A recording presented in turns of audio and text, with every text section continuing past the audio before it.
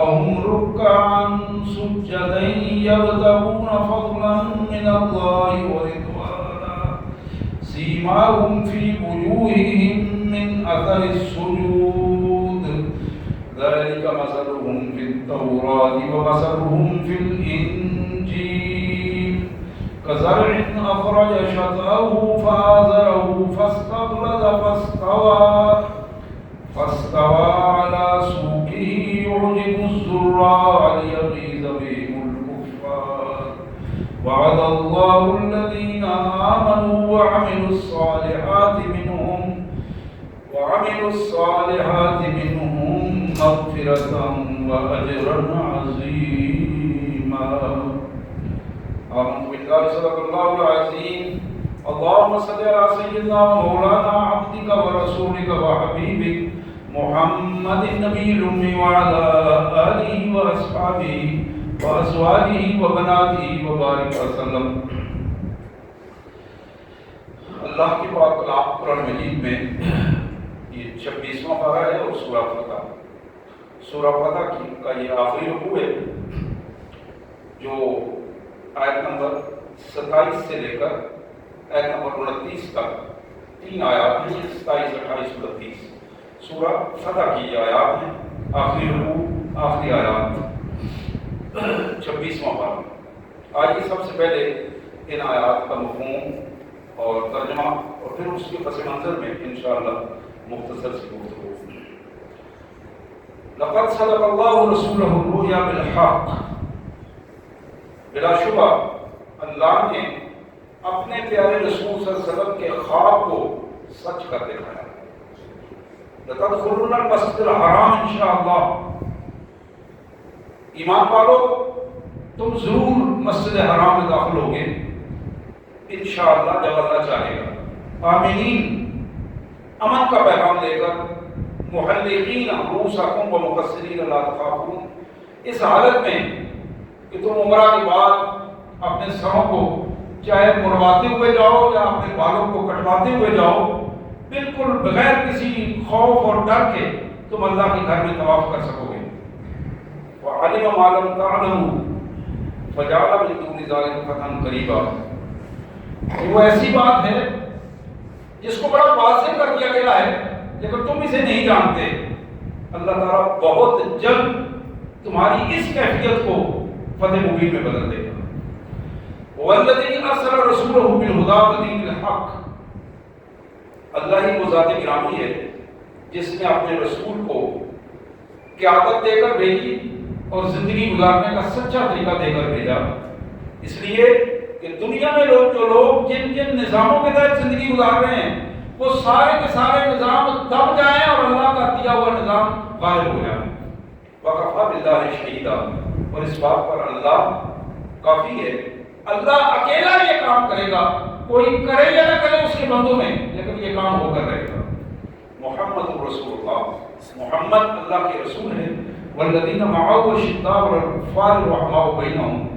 محمد صلی اللہ علیہ وسلم کے جو ساتھی ہیں یہ باطل اور کفر کے سامنے سیسا پلائی ہوئی دیوار اور آپس میں انتہائی رحیم اور شفیق. تم دیکھو گے کہ ان کو اکثر رکوع اور سجدے کی حالت میں یبتغون فضلا من اللہ ورضوانا. اللہ کی رضا کو تلاش کرتے ہوئے اللہ کے فضل کے لیے کوشاں ہر وقت سجدوں اور اس طرح عبادت گزاری کی کیفیت میں تم دیکھو گے. اس پوزیشن میں سیماہم فی وجوہہم من اثر السجود.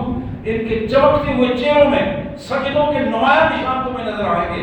ذالک مثلہم فی التوراۃ ومثلہم فی الانجیل. ان کی مثالیں تورات میں بھی دی گئی ہیں. ان کی خوبصورت یہ مثالیں عظیمت کی مثالیں انجیل میں بھی دی گئی ہیں. کزرع. ان کی سب سے خوبصورت مثال یہ ہے یہ کھیتی ہے. اخرج شطأہ فآزرہ فاستغلظ فاستوى علی سوقہ. جو کھیتی بیج سے نکلنے والی کونبل اس کو کونبل اپنے تنے پہ کھڑی ہو گئی اور جب کھڑی ہوئی تو ایک لہلاتی فصل بن گئی. یعجب الزراع لیغیظ بهم الکفار. اس کو بیجنے والا اس پر محنت کرنے والا کسان اس کو دیکھ کر خوش ہو رہا ہے لیکن وہ جو کافر ہیں حسد سے مارے ہوئے لوگ ہیں اس کو اس سے جل بھول رہے ہیں. حقیقت یہ ہے اللہ نے اپنے بندوں سے ایمان والے بندوں سے عمل صالح بند کرنے والے، اپنے آپ کو سنوار لینے والے بندوں سے یہ وعدہ کیا ہے کہ اللہ ان کی سب غلطیوں کو معاف کر دے گا۔ ایمان اور عمل صالح دو شرطیں ہیں، اللہ نے ان سے وعدہ کیا ہے وہ اللہ سے اپنی غلطیوں کی معافی مانگیں گے، توبہ کریں گے تو اللہ تعالیٰ ان کی ساری غلطیوں کو معاف کر دے گا، اور صرف غلطیوں کو ہی معاف نہیں کرے گا، وہ اجر عظیمہ، انہیں اجر عظیم عطا کرے گا۔ سبحان اللہ وبحمدہ، سبحان اللہ العظیم، سبحان اللہ وبحمدہ، سبحان اللہ العظیم، وصلی اللہ علی النبی وعلی آلہ واصحابہ اجمعین۔ حضرات یہ سورہ فتح میں نے پہلے ذکر کیا، سورہ فتح 26 پارے میں آخری آیات اس کی۔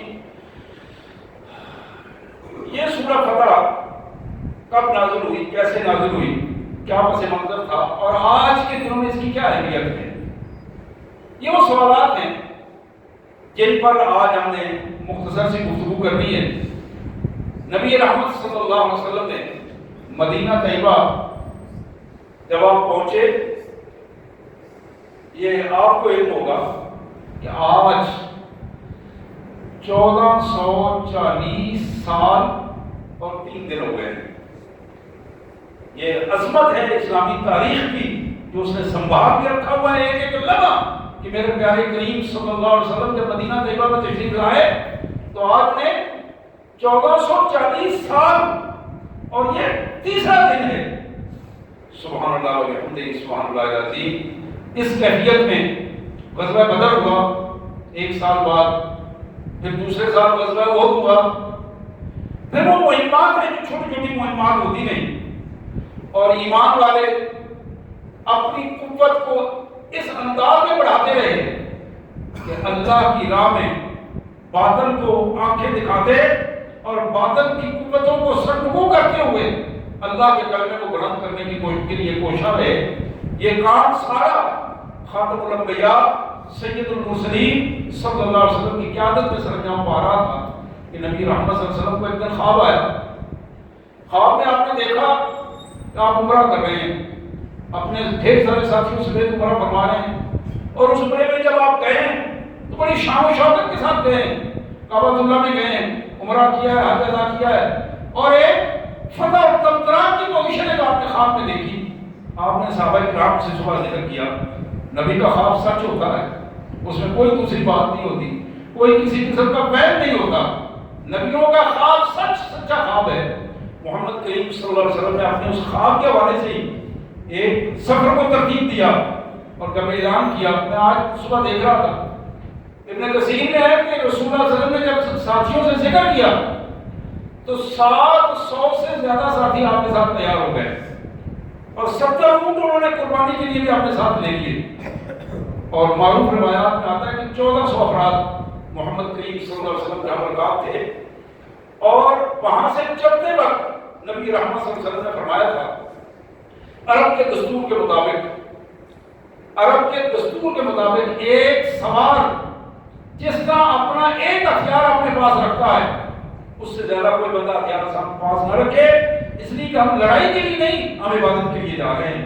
تو اس عبادت کے لیے جاتے ہوئے اپنے ذاتی تحفظ کے لیے ایک تلوار سب نے اپنے ساتھ لی اور ایک قافلہ چل پڑا، اور آپ اس قافلے کے منظر کی کیفیت ملاحظہ کر رہے ہوں گے، ذہن میں وہ چیز بن رہی ہوگی کہ جب مدینہ طیبہ سے قافلہ نکلا ہوگا محمد کریم صلی اللہ علیہ وسلم کی قیادت میں، اور پھر وہ سارے لوگ اس کیفیت میں اللہ کی کبریائی کو بلند کرتے ہوئے وہاں آ رہے ہوں گے اور خاتم الانبیاء کی قیادت میں آ رہے ہوں گے، تو وہ ایک سما کیسا سما ہے کہ زمین پر رہتے ہوئے فرشتے بھی ان کے ساتھ ہوں گے اور اللہ کے عرش کے فرشتے بھی اسی کیفیت میں اس کو ملاحظہ کر رہے ہوں گے اور دعائیں کر رہے ہوں گے۔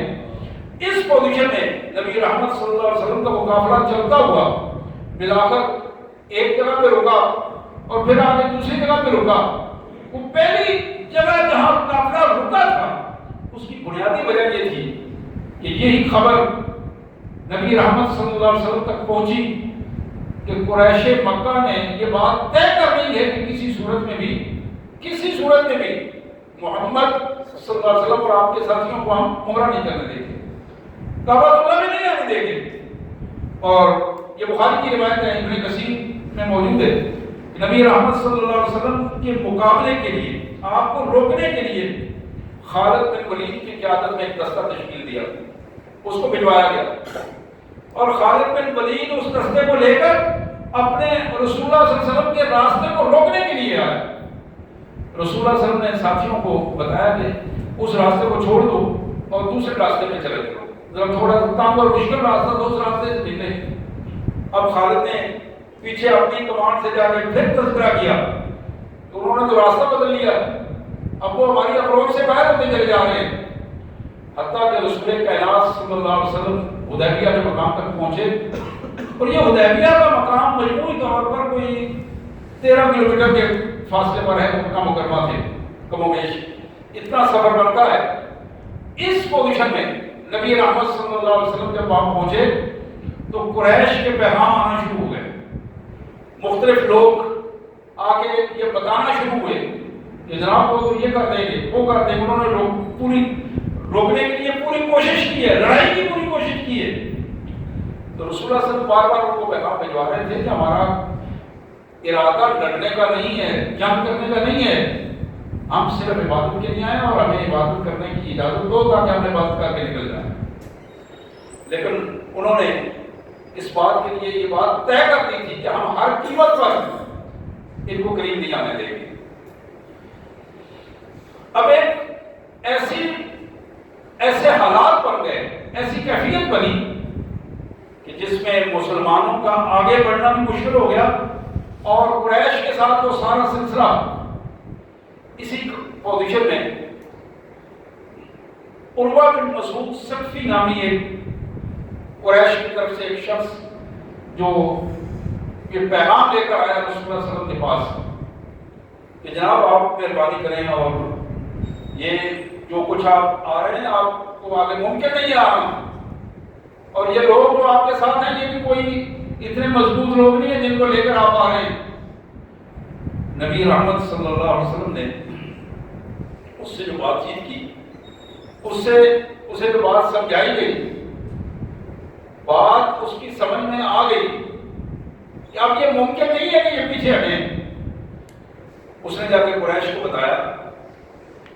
قریشی سردار ابو سفیان کی قیادت میں کسی صورت میں بھی چھوڑنے کے لیے تیار نہیں تھے کہ ہم ان کو عبادت کا موقع دیں۔ وہاں پھر ایک موقع ایسا آیا کہ درمیان میں 2-3 افراد انہوں نے بھیجے، اور وہ جو 2-3 افراد آئے، بار بار آئے، ہر جانے والا شخص قریش کو یہ بات بتا رہا تھا کہ محمد صلی اللہ علیہ وسلم اور ان کے ساتھی لڑنے کے لیے نہیں آئے، عبادت کے لیے آئے ہیں۔ بلاخر ایک ایسا موقع آیا کہ قریش نے اپنی طرف سے سہیل بن عمر نامی شخص کو بھیجا۔ یہ شخص آ رہا تھا، نبی رحمت صلی اللہ علیہ وسلم بیٹھے تھے، حضور صلی اللہ علیہ وسلم دور سے دیکھا اور مسکرائے، اور آپ نے فرمایا کہ لگتا ہے کہ قریش کو بات سمجھ آ گئی ہے، اور اب جو بندہ انہوں نے بھیجا ہے یہ صلح جو آدمی ہے اور صلح کے لیے آ رہا ہے، مجھے لگتا ہے کہ حالات کچھ تبدیل ہو گئے ہیں۔ یہ سہیل بن عمر آیا، بیٹھا، بیٹھ کر رسول اللہ صلی اللہ علیہ وسلم کے بالکل سامنے بیٹھ گیا۔ کافی دیر بات چیت ہوتی گئی، سوال و جواب ہوتے رہے۔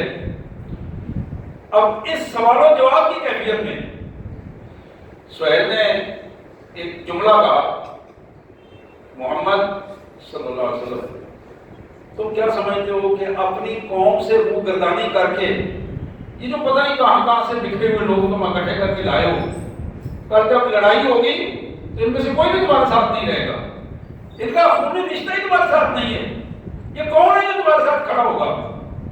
یہ جب بات اس نے ایک دفعہ کی، دوسری دفعہ کی، ابو بکر صدیق رضی اللہ تعالیٰ عنہ نے سہیل کو جھنجھوڑا اور آپ نے فرمایا کہ سہیل تم نہیں جانتے ہو کہ ہمارا رشتہ محمد صلی اللہ علیہ وسلم کے ساتھ کیا ہے، اور ان میں سے جو تم لوگ دیکھ رہے ہو، جن کو تم جگہ جگہ کے لوگ کہہ رہے ہو، خدا کی قسم جہاں محمد رسول اللہ صلی اللہ علیہ وسلم کا پسینہ بہے گا وہاں ہمارا خون بہے گا، تم اس کا تصور نہیں کر سکتے۔ سہیل جب ابھی یہ بات سن کر کہنے لگا محمد یہ کون ہے؟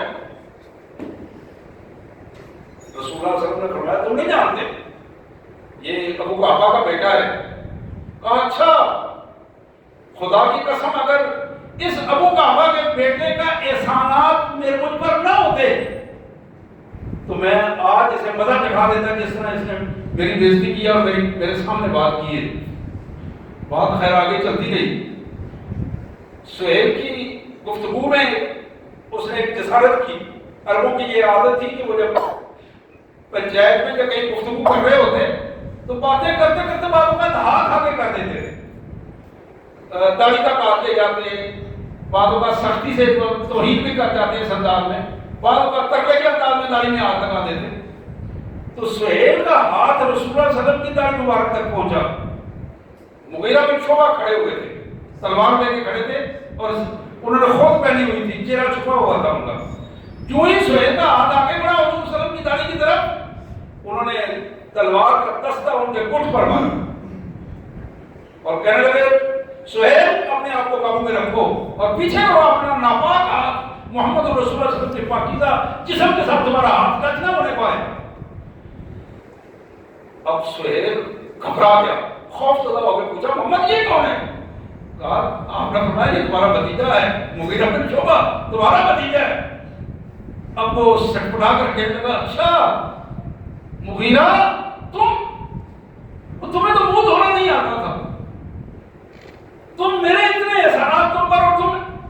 حضرت مغیرہ نے کہا اپنی زبان بند کرو, خدا کی قسم تم جس ذات کے سامنے بیٹھے ہو اس ذاتی گرامی کے ایک ایک حکم پر ہم اپنی جانیں قربان کر دینے کے لیے تیار ہیں, تمہارے ہاتھ کی کیا اہمیت ہے. نبی رحمت صلی اللہ علیہ وسلم کی اس پوزیشن میں وہاں بیٹھے بیٹھے اس کو اس کا ادراک ہوا. اس ادراک کے بعد وہاں جو چیز پھر طے ہوئی, کیونکہ یہ صلح کے لیے آیا تھا اور کچھ چیزیں طے کر کے آیا تھا, اور اس صلح نامے میں وہ چیزیں جو طے ہوئی, سب سے پہلا جملہ محمد کریم صلی اللہ علیہ وسلم نے لکھوایا کہ میں محمد رسول اللہ الى سہیل بن عمر. اس سے پہلے بسم اللہ الرحمن الرحیم لکھا گیا. حضرت علی لکھنے والے تھے, حضور نے ان کو بلایا کہ علی آؤ لکھو. بسم اللہ الرحمن الرحیم جب لکھا سہیل کا رک جائیں, یہ بسم اللہ الرحمن الرحیم کو ہم نہیں جانتے, آپ نے اگر لکھنا ہے تو بسم اللہ اللہم لکھیں, لیکن ہم بسم اللہ الرحمن الرحیم کو ہم نہیں جانتے یہ کون رحمان رحیم کون ہے. آپ جو کچھ لکھنا چاہتے ہیں آپ وہ لکھیں لفظ جو ہمارے اور تمہارے درمیان دونوں جس پر اتفاق کریں. تو اس نے جب بسم کا اللہم کے الفاظ کہے تو حضور صلی اللہ علیہ وسلم کوئی حرج نہیں, یہ بھی تو اللہ کا نام ہے, تم علی بسم اللہ الرحمن لکھ دو, یعنی اللہ کے مبارک نام سے بسم اللہ الرحمن الرحیم کا بھی مطلب تھا. اب دوبارہ جب تحریر شروع ہونے لگی تو حضرت علی رضی اللہ عنہ کو رسول اللہ صلی اللہ علیہ وسلم نے فرمایا لکھو میں محمد رسول اللہ.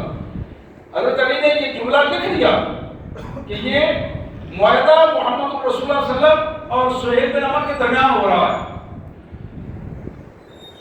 سہیل کا رک جائیں گے, یہاں بھی میرا اعتراض ہے.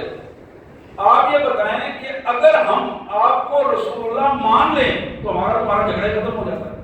ہم تو آپ یہی تو ہمارا جھگڑا ہے, ہم تو آپ کو رسول اللہ نہیں مانتے ہیں, ہم تو آپ کو محمد بن عبداللہ مانتے ہیں. تو یہ معاہدہ جو ہوگا کہ محمد بن عبداللہ اور سہیل بن عمر کے درمیان ہوگا. حضور صلی اللہ علیہ وسلم مسکرایا, آپ نے کہا کوئی بات نہیں علی یہی لکھ دو, بلکہ الفاظ تھے ہو یا علی, علی یہ جو رسول اللہ تم نے لکھا ہے میرے نام کے ساتھ اس پہ لائن لگا دو, اس کی جگہ بن عبداللہ لکھ دو. تو یہ بڑی معروف روایت ہے کہ جناب علی کرم اللہ وجہہ نے اپنا سر نیچے کرتے ہوئے عرض کی اللہ کے رسول صلی اللہ علیہ وسلم میں تو رسول اللہ مانتا ہوں, اگر اس وقت کی قسمت میں رسول اللہ کو ماننا نہیں ہے, میں تو رسول اللہ کو مانتا ہوں, میں کیسے اپنے ہاتھ سے رسول اللہ لکھ کر اس پر لائن لگاؤں. حضور صلی اللہ علیہ وسلم تک وہ جذبات پہنچے, آپ نے فرمایا اچھا تم مجھے بتاؤ کہ کہاں لکھا ہے. اور یہ بڑی بنیادی اور اہم بات ہے, ہمارے ذہن میں رہنی چاہیے کہ محمد کریم صلی اللہ علیہ وسلم دنیا کے کسی فرد کے سامنے سیکھنے کے لیے نہیں بیٹھے. آپ کو الفاظ کی پہچان نہیں تھی, آپ نبی امی تھے. آپ نے خود حضرت علی رضی اللہ عنہ کو فرمایا کہ علی بتاؤ مجھے کہاں لکھا ہے رسول اللہ. حضرت علی نے انگلی کے اشارے سے بتایا کہ یار کیا حضرت یہ لکھا ہوا ہے. اور آپ نے قلم پکڑ کر وہاں لائن لگائی، آپ نے فرمایا لکھو محمد بن عبداللہ۔ یہ معاہدہ جو لکھا گیا اس کی پہلی شکل یہ تھی، آپ نے اکثر تاریخ میں پڑھا، میں آپ کے سامنے دہرا دیتا ہوں کہ یہ معاہدہ 10 سال تک رہے گا، 10 سال تک رہے گا۔ اور دوسری شکل یہ تھی کہ مسلمان اس دفعہ واپس چلے جائیں گے، محمد اپنے ساتھیوں کے ساتھ واپس چلا جائے گا، اس دفعہ وہ عمرہ نہیں کر سکیں گے، واپس جائیں اگلے سال وہ آئیں، اور ایک سوار کی طرح ایک ایک تلوار لے کے آئیں گے، اس سے زیادہ اپنے پاس اسلحہ لے کے نہیں آئیں گے۔ 3 دن کے لیے انہیں مکہ مکرمہ میں رہنے کی اجازت ہوگی، ان 3 دنوں میں مکہ والے سارے لوگ پہاڑوں میں چلے جائیں گے، مکہ کو ہم خالی کر دیں گے، یہ 3 دن مکہ میں رہ کر اپنی عبادت کریں گے، مناسک عمرہ اور حج ادا کریں گے، اور اس پوزیشن میں جب یہ چلے گئے تو ہم واپس آ جائیں گے۔ اس شرط کو بھی قبول کر لیا گیا۔ اور پھر ایک تیسری شرط یہ تھی، مکہ سے اگر کوئی بندہ بھاگ کر مدینہ طیبہ پہنچ جاتا ہے محمد صلی اللہ علیہ وسلم کے پاس، حضور صلی اللہ علیہ وسلم پابند ہوں گے اس کو واپس کر دیں گے۔ لیکن اگر کوئی محمد صلی اللہ علیہ وسلم کا ساتھی بھاگ کر مکہ مکرمہ آ جاتا ہے اس کو واپس نہیں کیا جائے۔ اب یہ جب شرط طے ہوئی تو مسلمانوں کے جذبات دیکھنے والے تھے، بڑی عجیب ایک جذباتی فضا پیدا ہو گئی، لیکن رسول اللہ صلی اللہ علیہ وسلم نے شرط کو قبول کر لیا، فرمایا ہاں ٹھیک ہے۔ پھر ایک شرط یہ تھی کہ دونوں قبیلے، شرط طے ہو رہی تھی اور وہاں پوچھا گیا، قبیلہ بنو خزاع موجود تھا، بنو بکر موجود تھا، خزاع والوں نے کہا کہ ہم تو محمد صلی اللہ علیہ وسلم کے ساتھی ہیں، ہم ان مسلمانوں کے ساتھ رہیں گے۔ ان کے مقابلے میں ان کے دشمن دوسرے دھڑے کے بنو بکر تھے، انہوں نے کہا کہ ہم قریشیوں کے ساتھ رہیں گے، مکہ مکرمہ والوں کے ساتھ رہیں گے، ہم ان کے ساتھ ہیں۔ یہ چیز بھی طے ہو گئی کہ اپنا اپنا حلیف اسی کیفیت میں اس چیز کا معاہدے کا پابند ہوگا۔ اب عجیب کیفیت یہ ہے، اللہ کا ایک نظام ہے، وہاں بیٹھے بیٹھے زنجیروں میں جکڑا ہوا ایک شخص دوڑتا ہوا آیا، معاہدے پہ دستخط ہو گئے تھے، شک طے ہو گئی تھی، شکیں ساری، آ کے اس نے مسلمانوں کو آواز دی اور روتے ہوئے آواز دی کہ دیکھو اسلام کی وجہ سے مجھ پر ظلم ہو رہا ہے، مجھے جکڑ دیا گیا زنجیروں میں۔ یہ شخص ابو جندل تھا اور سہیل بن عمر کا بیٹا تھا، اپنا بیٹا تھا، وہاں پہنچا اور وہاں پھر اس کو دیکھ کر ایک جذباتی ماحول پیدا ہو گیا، اس پوزیشن میں کہ سہیل اٹھا اور اس نے اس کو اپنے بیٹے کو مارنا شروع کر دیا۔ رسول اللہ صلی اللہ علیہ وسلم نے سہیل کو روکا اور سہیل نے کہا محمد صلی اللہ علیہ وسلم اب ہماری شرطیں طے ہو چکی ہیں، صلح کی شرطیں طے ہو چکی ہیں، بندہ ہمارا تمہارے پاس آ گیا ہے، اس کو اب تم لے جا نہیں سکتے، تمہیں واپس کرنا پڑے گا۔ رسول اللہ صلی اللہ علیہ وسلم نے فرمایا ہاں ہم واپس کریں گے، ہم اس کو اپنے ساتھ نہیں لے جائیں گے، اللہ اس کے لیے آسانیاں پیدا کر دے گا۔ آپ نے ابو جندل کو مخاطب ہو کر فرمایا ابو جندل صبر کرو، استقامت سے رہو، اللہ تعالیٰ تمہارے لیے ایسے راستے پیدا کر دے گا جو تمہارے لیے آسان بھی ہوں گے اور غلبے کا ایک سبب بھی بنیں گے۔ اور ایک بڑی خوبصورت بات جو ابن کثیر نے نوٹ کی ہے، جب ابو جندل واپس جا رہا تھا اور اس کا باپ بھی ساتھ تھا، تو ساتھ ساتھ حضرت عمر رضی اللہ عنہ جا رہے تھے، دوسری طرف حضرت عمر آہستہ آہستہ ساتھ جا رہے تھے، اور آپ نے اپنی تلوار کا دستہ نکال کر ابو جندل کو کہا کہ یہ تلوار لے لو اور رگڑا نکال دو اپنے باپ کا، اب موقع ہے تمہارے لیے۔ لیکن جو فطری ایک تقاضا تھا، ابو جندل کا دل کر رہا تھا لیکن اس نے یہ عمل نہیں کیا کہ اپنے ہاتھ سے اپنے باپ کا خون کرے، اس باوجود اس کے کہ اس کے باپ نے اس کے ساتھ جو کچھ کیا تھا۔ اب یہ وہ پوزیشن تھی، یہ چیزیں طے ہو گئی، رسول کائنات صلی اللہ علیہ وآلہ وسلم اس کے بعد واپس تشریف لائے، اپنے ساتھیوں کے ساتھ بات چیت کی اور آپ نے فرمایا کہ ابھی ہم نے واپس جانا ہے، تو اس لیے جتنی قربانیاں لائے ہیں وہ قربانیاں یہی ساری ذبح کر دیں۔ یہ بات آپ نے 3 دفعہ کہی، 1 2 3 دفعہ کہی، لیکن احادیث اور تاریخ میں یہ بات محفوظ ہے کہ کوئی ایک بندہ بھی نہیں اٹھا، ایک بندہ بھی نہیں اٹھا۔ کہ حضور صلی اللہ علیہ وسلم کے اس حکم کو مانتے ہوئے اٹھ کے جا کے قربانی کرنا شروع کر دیں. نبی رحمت صلی اللہ علیہ وسلم بڑے پریشان ہوئے. آپ اٹھ کے اپنے خیمے میں تشریف لے گئے. وہاں ہماری ماں ام سلمہ سیدہ ام سلمہ سلام اللہ علیہ اپنے وقت کی زینت خاتون, بڑی سمجھدار خاتون, ام المومنین, انہوں نے پوچھا اللہ کے نبی صلی اللہ علیہ وسلم کیا بات ہے آپ کی طبیعت؟ کہا میں حیران ہوں, ابھی تو کل کی بات ہے کہ یہی لوگ تھے میرے وضو کا پانی نیچے نہیں گرنے دیتے. میں وضو کر رہا تھا, ایک پانی کا قطرہ انہوں نے نیچے نہیں گرنے دیا. میں حجامت بال کٹوا رہا تھا, ایک بال کو انہوں نے نیچے نہیں گرنے دیا. ابھی میں نے 3 دفعہ ایک بات کی ہے, حکمت کہا ہے, اور کوئی ایک بندہ بھی نہیں اٹھا. کیوں؟ ہماری ماں سیدہ ام سلمہ نے عرض کی حضرت خدا کی قسم ان میں سے ایک بندہ بھی ایسا کوئی نہیں ہے جو آپ کا نافرمان ہو. یہ سارے آپ کے جانسار ہیں, یہ سارے آپ کے بڑے بااعتماد ساتھی ہیں, لیکن بات یہ ہے ان کے دل ٹوٹے ہوئے ہیں, ان کے دل زخمی ہیں. صلح حدیبیہ کی جو شرائط انہوں نے دیکھی ہیں اس کی وجہ سے یہ بہت زیادہ پریشان ہیں. ان کے ذہن میں جو آپ نے خواب سنائی تھی اور اس خواب میں جو فتح کی ساری خوشخبریاں تھیں اور مدینہ طیبہ مکہ مکرمہ میں جا کر واپس آنے کی جو کیفیت تھی وہ کوئی کیفیت بھی ان کے سامنے نہیں آئی. تو آج اس پریشانی اور دلوں کے ٹوٹے ہوئے ہونے کی وجہ سے کوئی بندہ نہیں اٹھا. تو میری درخواست ہے کہ آپ تشریف لے جائیں, آپ اپنی قربانی کر دیں. آپ کو دیکھ کر سارے کے سارے لوگ اپنی قربانیاں کرتے ہیں. پھر وہی ہوا, نبی رحمت صلی اللہ علیہ وسلم اٹھے اور آپ نے اپنے خادم کو بلایا اور آپ نے قربانی کی. جو ہی آپ نے قربانی کی تو ایک ایک کر کے سارے ساتھی اٹھے, کوئی ایک بھی سنگت بھی نہیں رہا جس نے قربانی نہیں کی, آپ نے ساری قربانیاں کر دی. اور ایک بڑا واقعہ اس دوران یہ بھی پیش آیا کہ نبی رحمت صلی اللہ علیہ وسلم تشریف فرمائے. حضرت عمر رضی اللہ تعالیٰ عنہ جناب ابو بکر سے کہتے ہیں, ابو بکر ہم سچے ہیں؟ تو آپ کیوں نہیں؟ اللہ کا دین سچا ہے, اللہ سچا ہے, اللہ کا نبی سچا ہے, اللہ کا دین سچا ہے. ہم دین سچے دین کو ماننے والے سچے ہیں, تو یہ ہم دفتر معاہدہ کیوں کر رہے ہیں؟ اب جناب ابو بکر نے فرمایا عمر جذبات میرے بھی یہی ہیں, لیکن تم دیکھتے نہیں ہو کہ یہ معاہدہ کرنے والا کون ہے؟ معاہدہ کرنے والا اللہ کا رسول ہے صلی اللہ علیہ وسلم, اور اللہ کا رسول سوائے اللہ کے حکم کے کوئی معاہدہ نہیں کر رہا. تو میری یا تمہاری کیا ضرورت ہے کہ ہم اس معاہدے کے بارے میں تبصرہ کریں جہاں اللہ اور اللہ کے رسول نے ایک چیز طے کر دی ہے.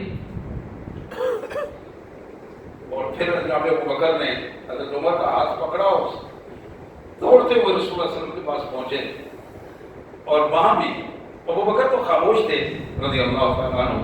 جناب عمر نے وہی باتیں کی جو ابو بکر سے کی تھی, جو نبی رحمت صلی اللہ علیہ وسلم کی سرکار نے بھی وہی باتیں کی. اور وہ باتیں اللہ کے رسول صلی اللہ علیہ وسلم آپ سچے ہیں؟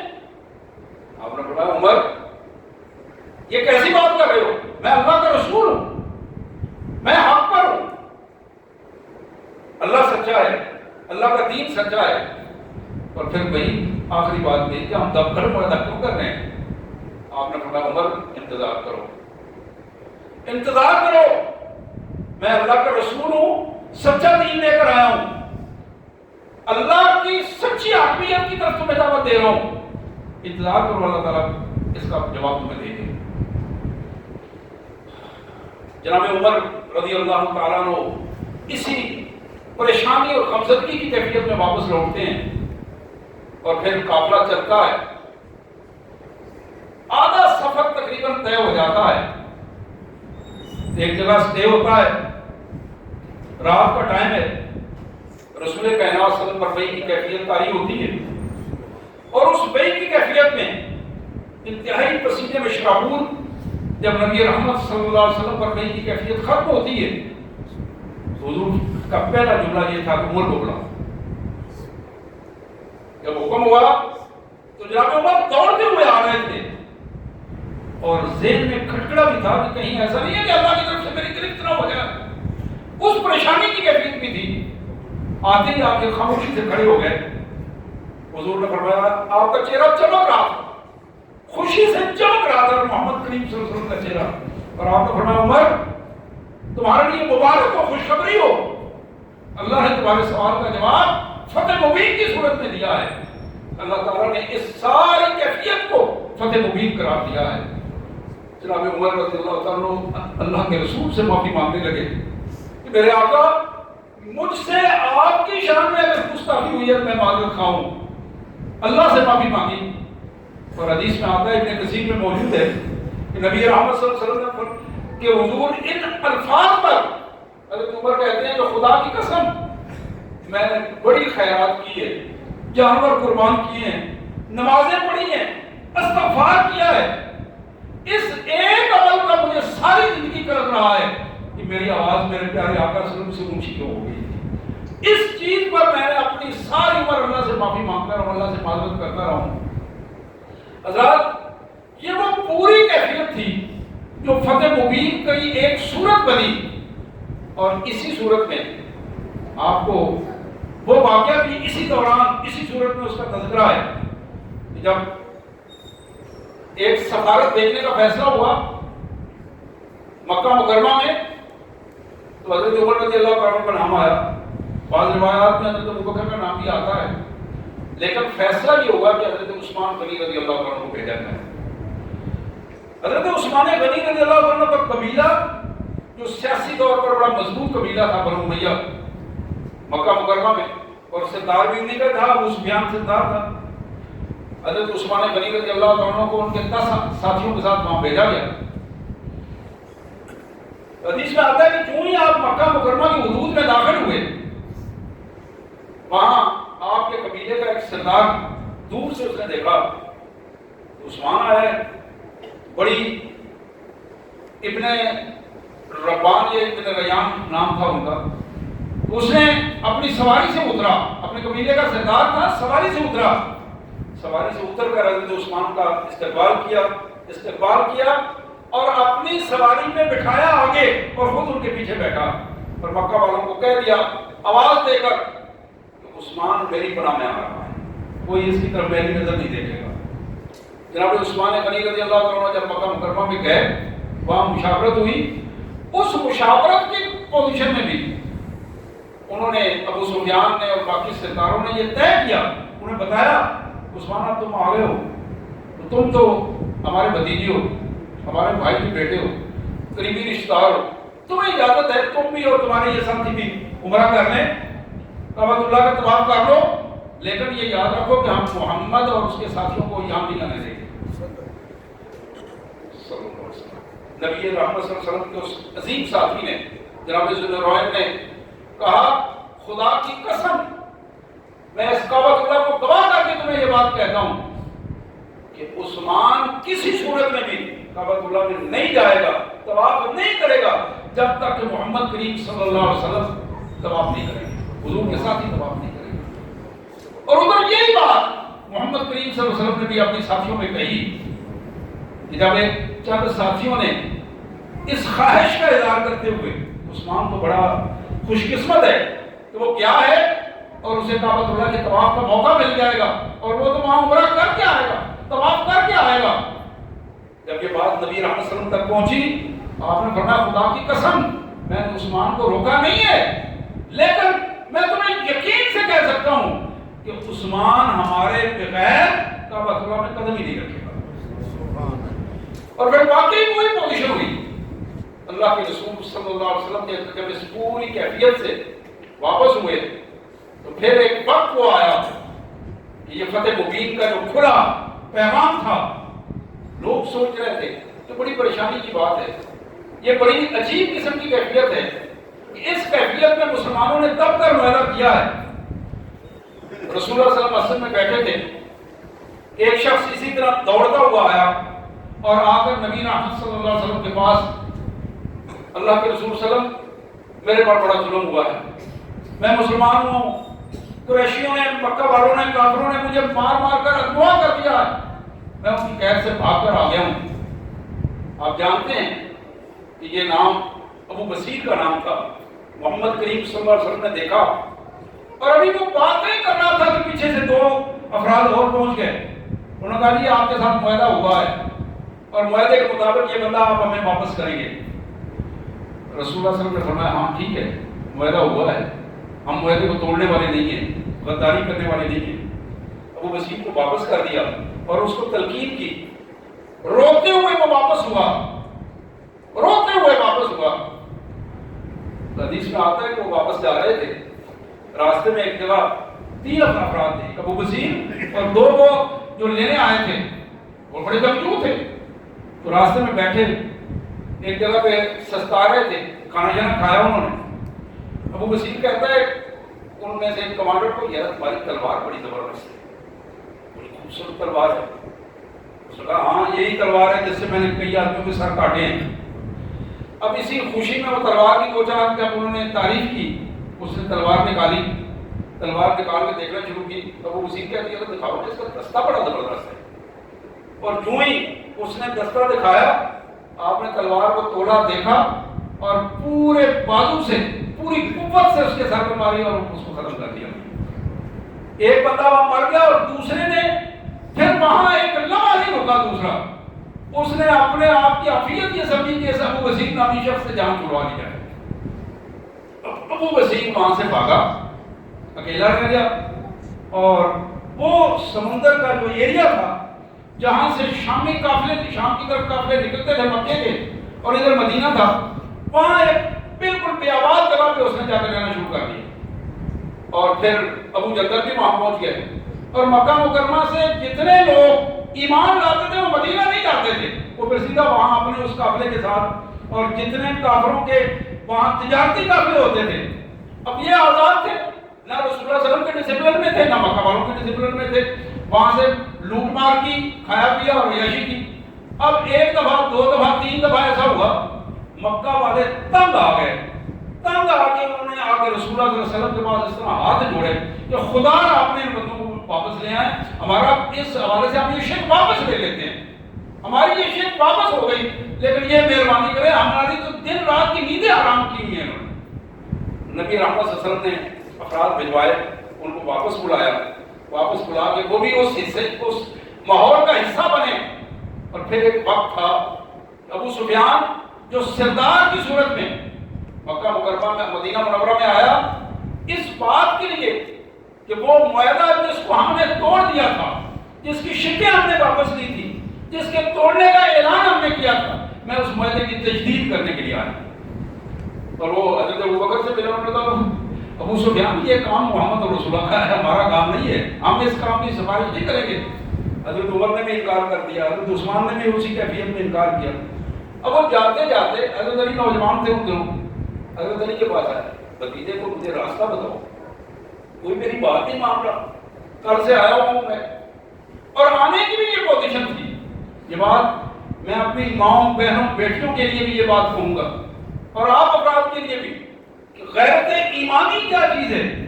ابو سفیان کی بیٹی محمد رسول اللہ صلی اللہ علیہ وسلم کے گھر میں, ہماری ماں سیدہ ام حبیبہ, جب ابو سفیان آیا تو سیدھا اپنے بیٹی کے گھر میں گیا اور بیٹی کے ساتھ گھر میں بستر جو بچا تھا اس بیٹھنے لگا, بیٹی نے روک دیا, کہا ابا 1 منٹ, بستر کو اٹھایا, طے کیا, طے کر کے ایک سائڈ میں رکھا, کہا اب آپ بیٹھیں.